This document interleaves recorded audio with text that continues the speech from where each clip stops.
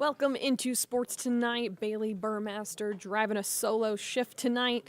We have a lot to talk to. We're going to talk some Falcons. There was a pay cut by someone rather important, and we'll update you on that. There's also some women's basketball going down tonight. The Elite Eight, some big games starting at 7 you're going to want to tune into.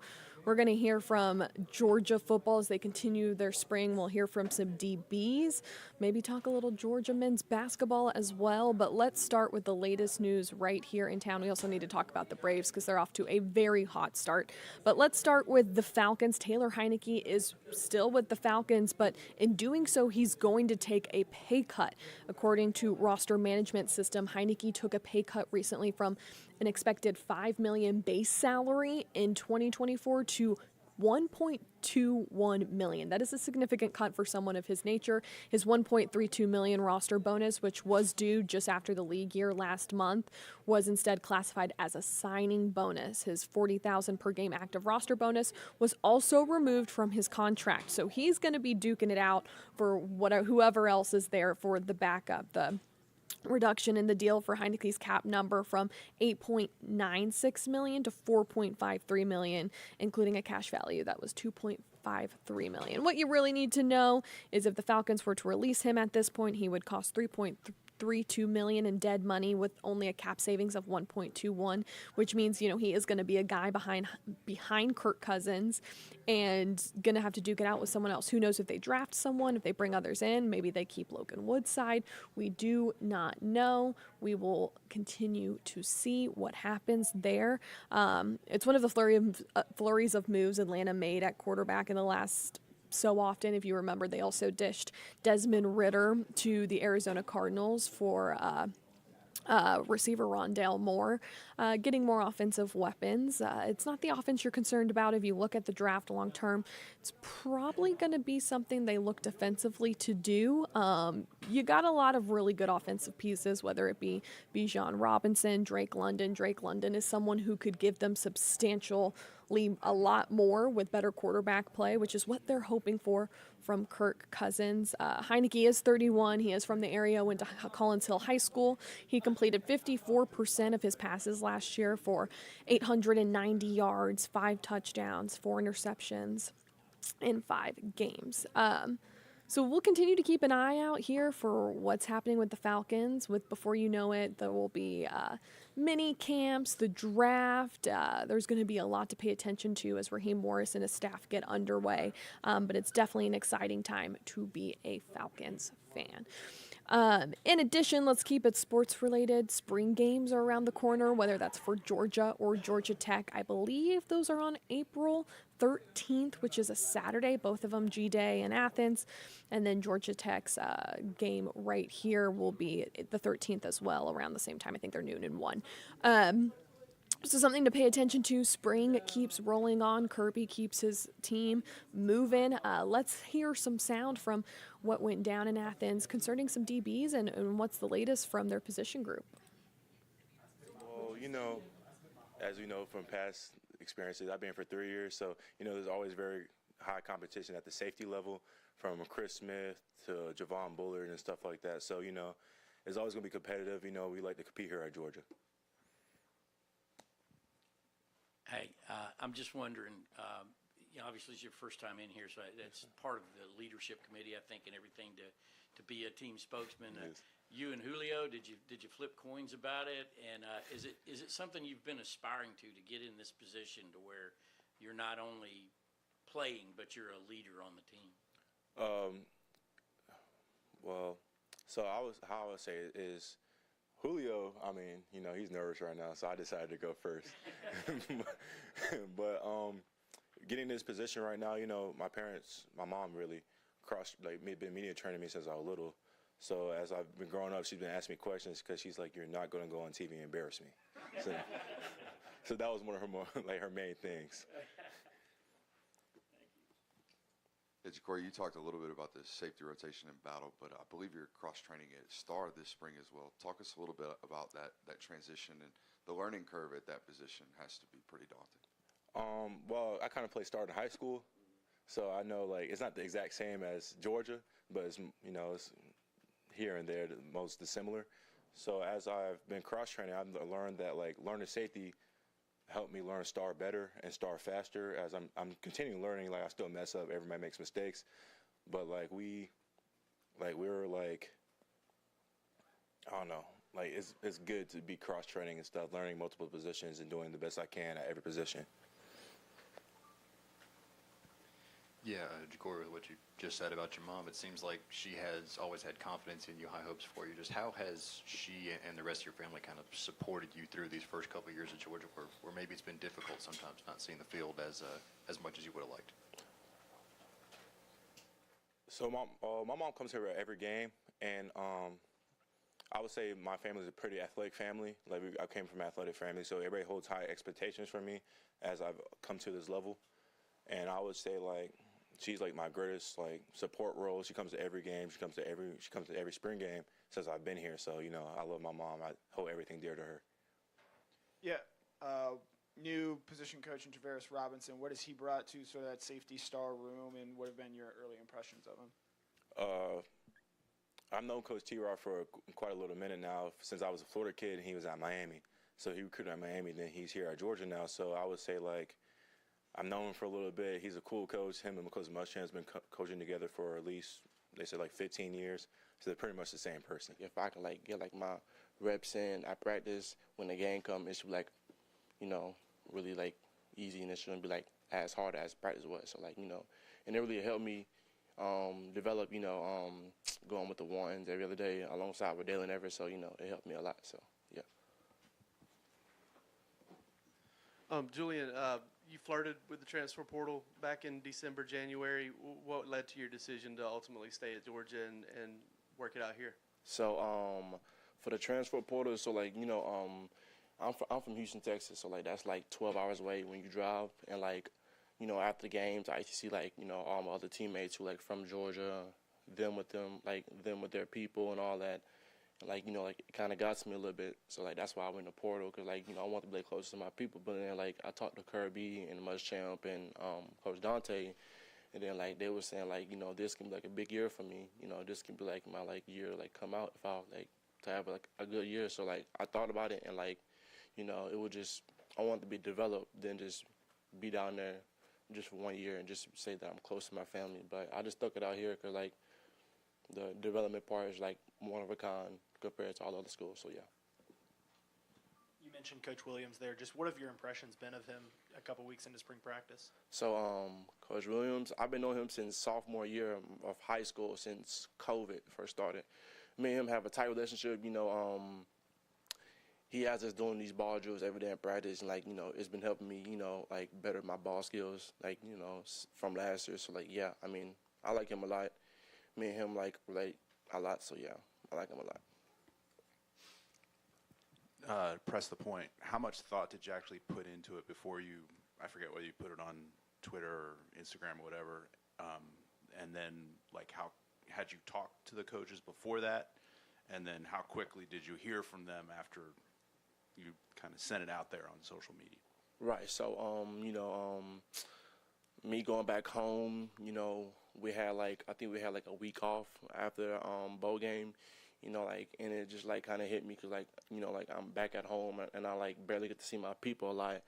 And, like, you know, like, it was just like, okay, like, now is the time for me to, like, go in if I want to make that, like, decision to, like, be close to my family, or, you know, just stay up here and keep doing what I was, like, been doing. But, like, you know, as soon as I went to portal, the coach was like, of course the coach was like calling me and texting me, you know, and we spoke and everything, and, like, we, like, sat down and we talked about, like, the bigger picture besides, like, just me going back to be closer to home whenever I can, like, be up here and get, like, the best training that I need to be able to make it to the next level. So, yeah. Yeah, Julio, over here. There's a bunch of you guys in the defensive back room that have a background in track, extremely fast track times as well. You were a 10.5 guy. Kyron Jones, like a 10.3 guy. If I made a 4x1 team out of the defensive back team at the University of Georgia, who would run the anchor leg? I'll say most definitely me. I don't know why they had that 10.5 up there. I actually ran like a 10.2 and a 20.6 in the 200, so I don't know why they. But I think I'll be like the anchor leg. It'll be a runner-up between me and Daniel Harris. So. Who would be the Fourth leg, I'll give it to myself. Second leg would be Daniel Harris. You know, the fourth and second are the fastest people for 4x1. So yeah. When we got a chance to see you guys at a practice earlier this year, Dante Williams, your position coach, had a helmet on. Did he give you an explanation for that? And then what are some of the differences between he and Fran Brown? So Fran Brown was a coach who he wanted the best out of us at all times, and Fran, both of them are great coaches. But think about Dante was put cleats on and put a helmet on, do the drills with us, and he sent us videos of different drills we're gonna do. Sometimes he'll have some gloves on and everything, and he'll get out there and do all the drills and show us how it's done. And I think that's kind of helping us as a whole. So see him do it right there, and then us mimic the same thing that he wants us to do. So yeah, I think it helps a lot. So yeah. Go ahead. Sorry. What have you seen from Colby Young so far? With 6 practices, has he done anything that you didn't necessarily expect, or what's he looking like out there?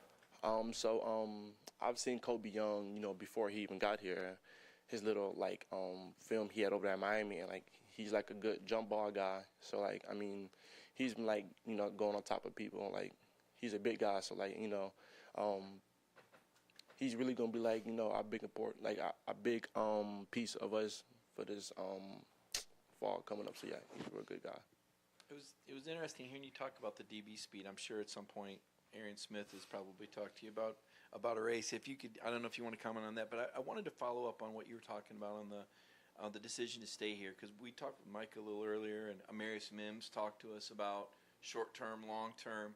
Is there that big of a difference between the value you can get coming out of Georgia DB with NFL money than maybe some of the quick money they're throwing around out there NIL-wise? Right. So that was one of the things that I said whenever I was leaving the transfer portal. I was why leave the best school that can give you everything you need to be ready for the next level, and just to leave just because a few bucks from another school could have offered you that. So I just it's just important futures just stay here and get the development, because this is Georgia gets you ready for the NFL, and it's been proven. So I want to be a part of that. So yeah. And as far as Arian, you guys ever talk about racing? Arian, we talked about racing, but Arian's a 10 flat guy. I seen him run track his freshman year.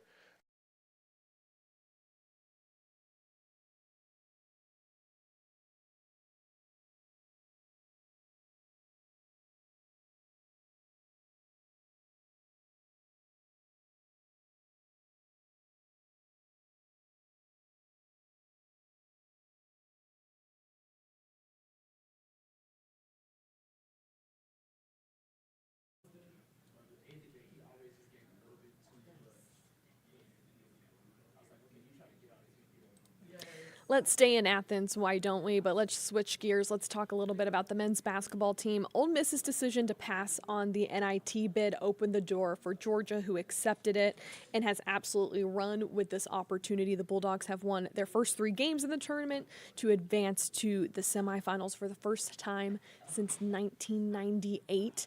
They'll take the court against Seton Hall on Tuesday for a spot in Thursday's championship. All of this going down in Indy. The Dogs have really just propelled themselves and learned a lot. They beat Xavier before losing at Wake Forest. They beat Wake Forest.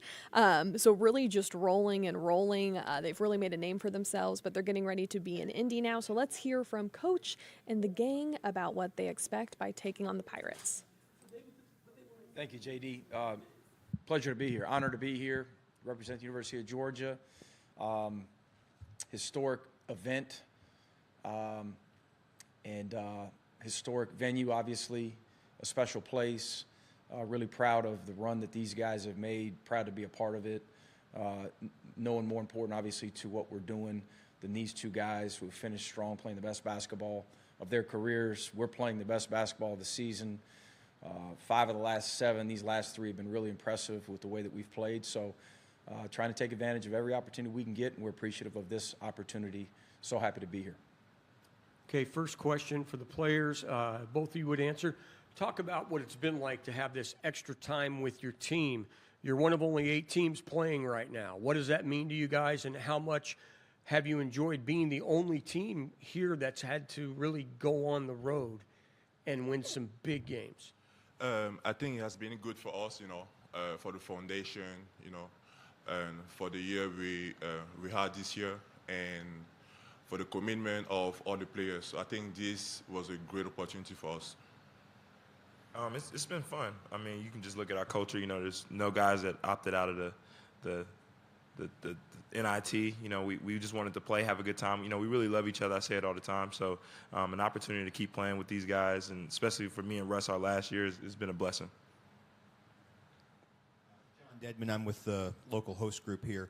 To follow up on that a little bit, do you all talk about there are only 8 teams on the men's side who are left playing at this time of year? Is that something that has been, kind of discussed among the team?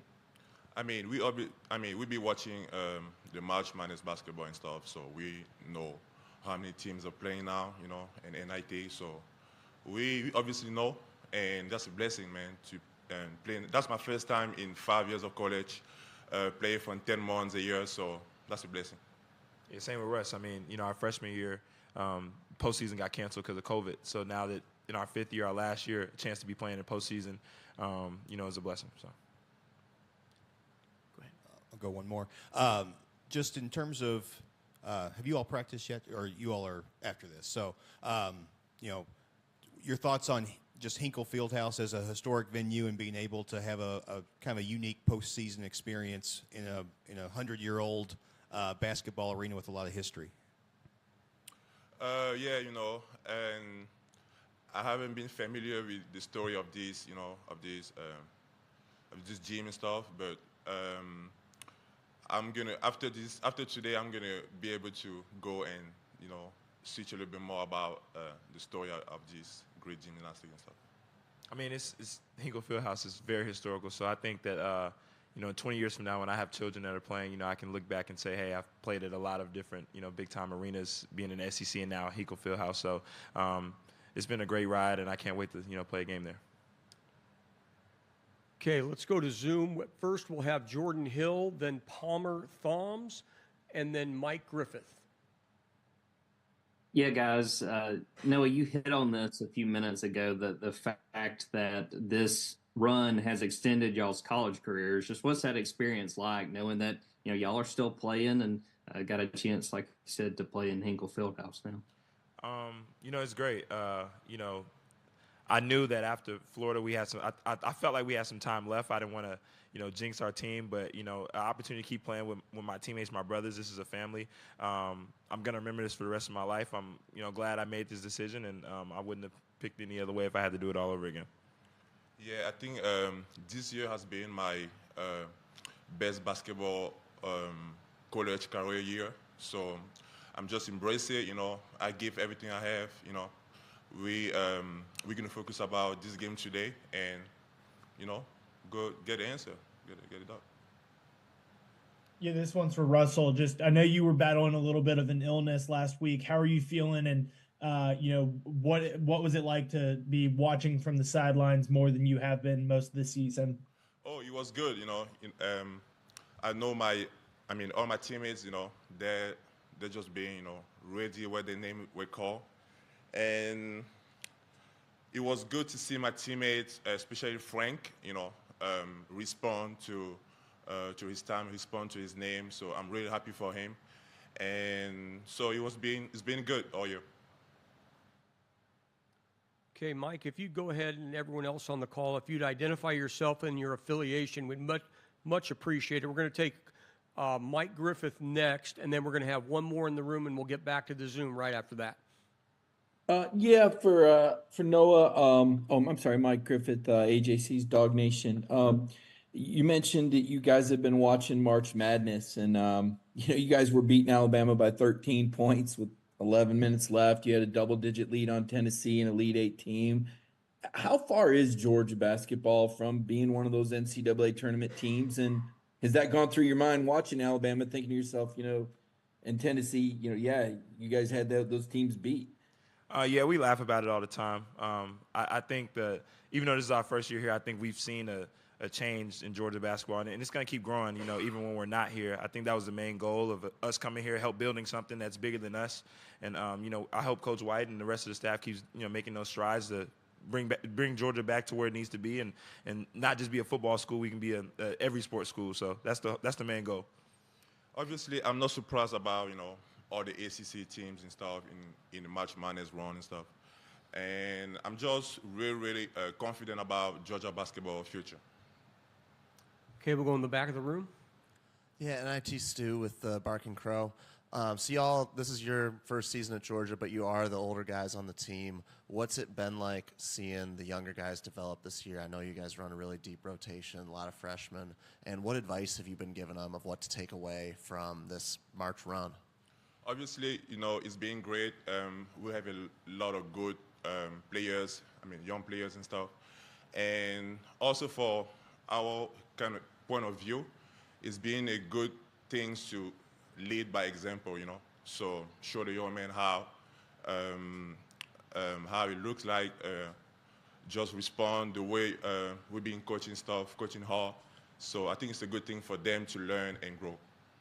I think with me, you know, when I got here in June, you know, with Silas and Blue, being guards just like myself, the biggest thing is just showing them, you know, what it looks like to be to come to work every day, you know, do the little things, being on time, you know, getting reps after practice.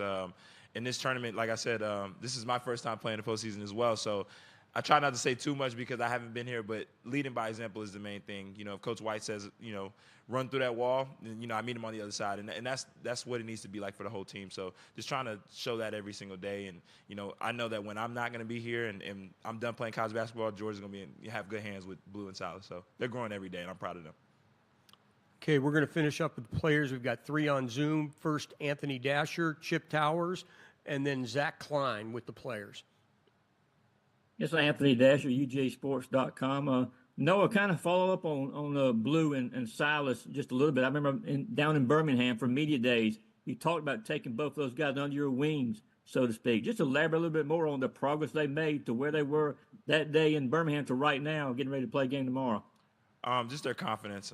You know, every day. Like I said it in Birmingham, I'm going to say it again. They're freshmen, but they carry themselves like juniors and seniors. So, you know, they're big-time players, and, you know, they keep making big-time plays for us. And, you know, they helped us a lot throughout this whole season. So. Okay, let's go to Chip Towers.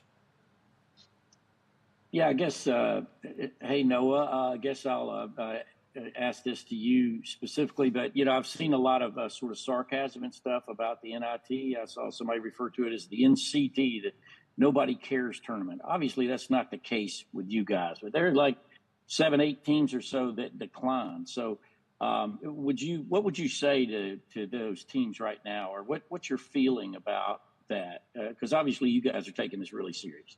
Well, I'm not going to say anything to those teams. All I can worry about is Georgia basketball. So when Coach White said there's a chance we can play again, you know, our focus got to, you know, whoever we play, let's get ready to get a win. So, and for me, that's another chance to keep playing college basketball, have more eyes on me from, you know, my career after here. So I was blessed that, you know, we were a team that we're going to play in, and you know, I'm happy we played in. We made many memories throughout this whole tournament. So now the goal is to try to win it. Okay, last question on Zoom for the players, WAGA.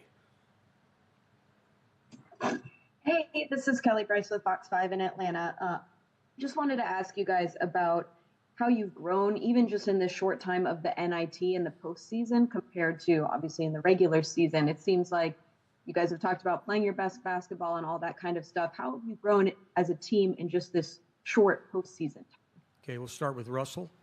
I think it's a good thing, you know, just to see our teammates, our brothers, you know, practice again for a few more days, you know that this is our last tournament and we're going to be away from each other, you know. We're never going to have the same thing back ever. So just think about this and be able to, you know, play again, practice again with our brothers and coaching staff. It's just a blessing. Like, we're not going to get this back, and we just give everything we have there. Yeah, like Russ said, you know, a chance to play with these guys again, play for Coach White again, it's been a blessing. We won't be in this locker room again, so we might as well make the most out of it and try to win the NIT championship. So that's been the main goal, the main focus. We just take it one game at a time, though. So, we got to get through Seton Hall tomorrow, and then we'll figure out who we play for Thursday. So just trying to take it one day at a time. Okay, Zach, do you have a question for the players? It was for Coach. Thank you. Okay, I'm going to go ahead and dismiss the student athletes. Thank you very much. All right, thank you. We'd ask those of you on Zoom to continue to put your raised hand so we can get to questions there for Coach. And Zach, go ahead. Hey, Coach. Yes, Zach Klein with WSB Channel 2 in Atlanta. I know your focus is on your upcoming match tomorrow, but big picture, with the rules only allow certain practice times and hanging out with these guys, how much does this opportunity to extend your season, do you think will, assist in preparing for next year, the bond, the connection, the development of your team? In today's landscape, it's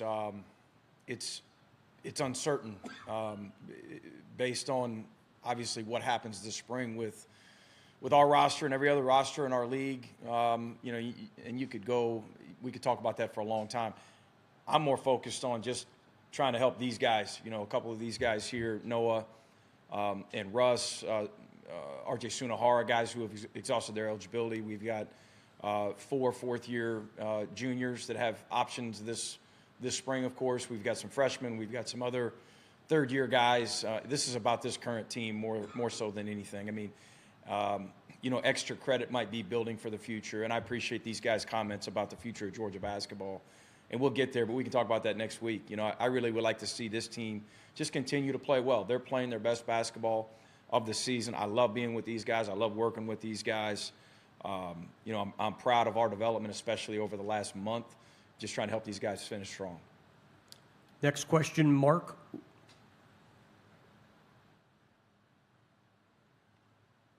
Hey, Mark Weiser, Athens Banner Herald. Mike, Frank's extended minutes have seemed to pay off this last couple of games. Is it a balance now to work Russell back in? And can you update us on Jabri as well? Yeah, Jabri day to day. Sonny, same way. Frank has played really well, and in some of our bigger wins this year, he's been on the court. Everyday Frank is what we call him. He had a great practice yesterday.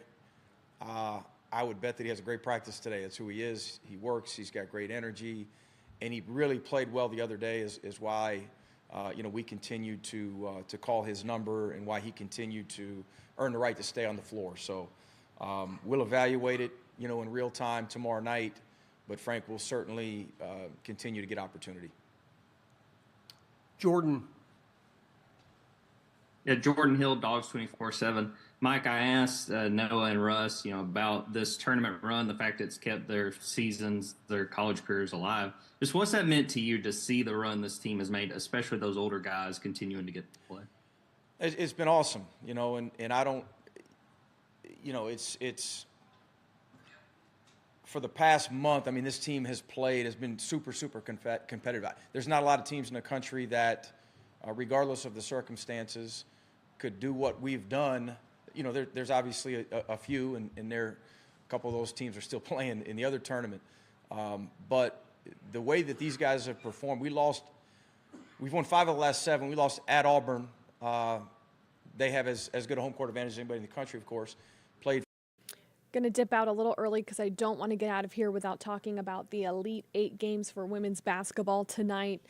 What a slate. If you are a sports fan, you're going to want to tune in. So at 7 o'clock, 3 seed LSU takes on 1 seed Iowa. That's Angel Reese and Caitlin Clark. If you don't know Caitlin Clark, you should by now. And then you can't forget UConn and USC facing off at 9. It is a good night for women's college basketball. All right, that does it for this edition of Sports Tonight. Join us tomorrow for all the latest headlines. Have a good night.